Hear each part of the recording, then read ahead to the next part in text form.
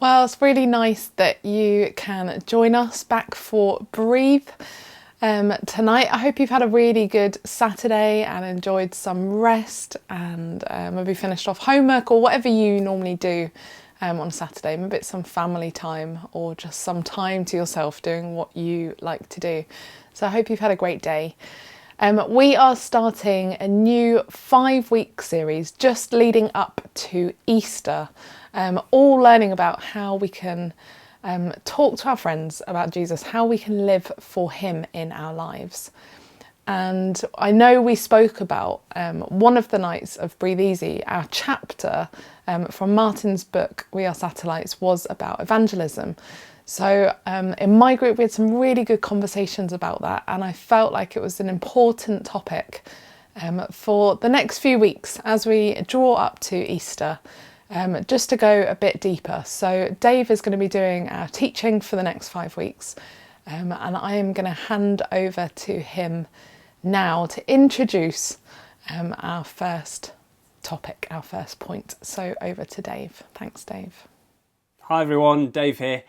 Natalie tells me that during your half-term Breathe Easy week, there was some excitement, even maybe a little bit, around the idea of evangelism or sharing your faith. But this idea that it can be quite scary and big and feel like quite a big thing to do, but actually something that maybe it was something that you felt was a little bit more accessible or something that you would be up for giving a try a little bit more to. So we were chatting about it, and I offered to share some stuff with you all. Because over Christmas, I read a book.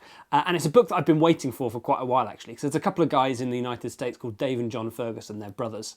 And they have this sort of, this model, this way of sharing faith, which I think is really cool. And they've been talking about writing a book about it for a while, and they finally did. And I read it, and it's a great book. And it's called Bless: 5 Everyday Ways to Love Your Neighbour and Change the World. Now, I'm not suggesting you read this book, because the truth is, if you've read the front cover, BLESS, and you know what that stands for, it's almost like reading the book. So over the next 5 weeks, I want to share with you one of each of these things, because BLESS stands for 5 things that you, that I can do, that Jesus did do in order to share faith, in order to spread the good news about who God is in the world. And they are all fairly easy things to do. I'm not talking about going up to your friends and telling them the whole story of the Bible in one go. I'm not talking about arguing with all of their objections and giving them all the perfect answers that will convince them and help them to become Christians. I'm talking about 5 simple, everyday, pretty ordinary things that we can do that Jesus did that are proven to help people explore and begin a relationship with Jesus. Now, I want you to listen to what I'm about to say really clearly. You are young. I mean, I'm quite young, but you're even younger. I believe with all of my heart, I believe with every fibre of my being, that if you guys, at the age you are, learnt and started doing these practices, these 5 simple things for the rest of your life, you as a group could be responsible for seeing hundreds, if not thousands of people come to know Jesus and begin a relationship with him. I'm not exaggerating when I say that. I genuinely believe it to be true. BLESS. 5 simple things to bless people that can also help them to begin a relationship with Jesus. And the first one, begin with prayer. All about starting by praying. This one, you don't even have to talk to someone. You don't even have to let anyone know that you're doing it. You just need to do it. Begin with prayer. And each of these weeks when I share it, I want to talk about what Jesus did. I want to talk about what I've done to show you that it works today, not just then. But also, I want to encourage you with something that you could do. So, begin with prayer. Did Jesus do that? Absolutely, he began with prayer. How do I know that? Because all the way through the Bible, when we read the story of Jesus, he is praying, praying, praying. In fact, right near the beginning of his time doing sort of ministry and getting to know people and sharing with people, there's a time when he went up and he spent the whole night on a mountainside praying. And then he came down, and do you know what he did next? he called his 12 disciples. He called those 12 men to come and be his followers. When he was praying on that mountainside, he was praying about people. He was praying for individual people. And as a result, he knew which ones to ask to come and join him. He began by praying for people. And all through his ministry, all through his time, he fed the 5,000 people, did that amazing miracle. The next thing he does, he withdraws to a quiet place by himself and he prays. He knows that he's about to get arrested and he's about to be put on trial and put on the cross. What does he do? He goes out into the garden and he prays. Prayer was all over Jesus's life. Why is it so important?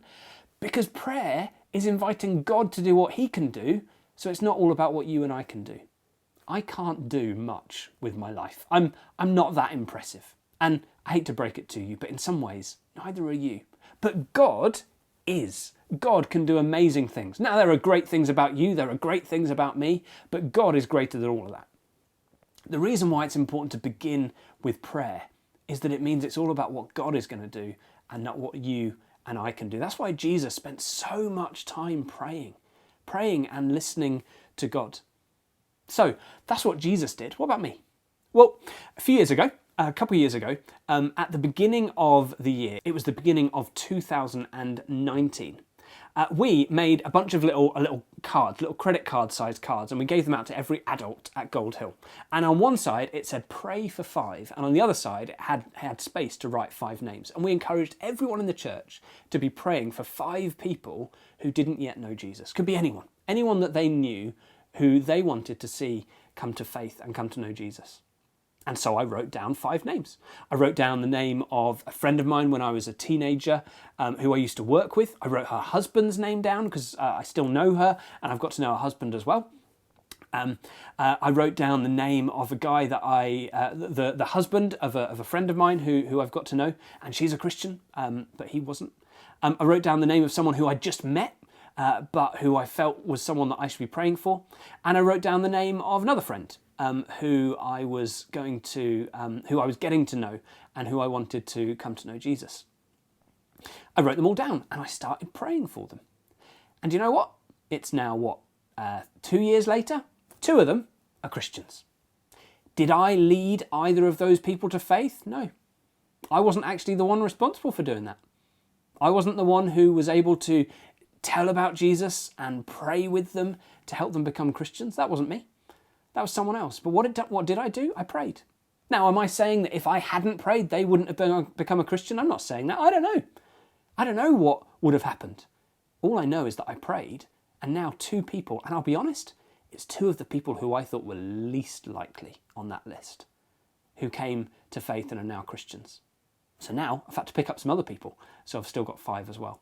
Jesus began with prayer. I've begun with prayer. And I'm encouraging you to think about who it is that you can pray for. In future weeks, we'll get to what you can then start doing with those people you're praying for.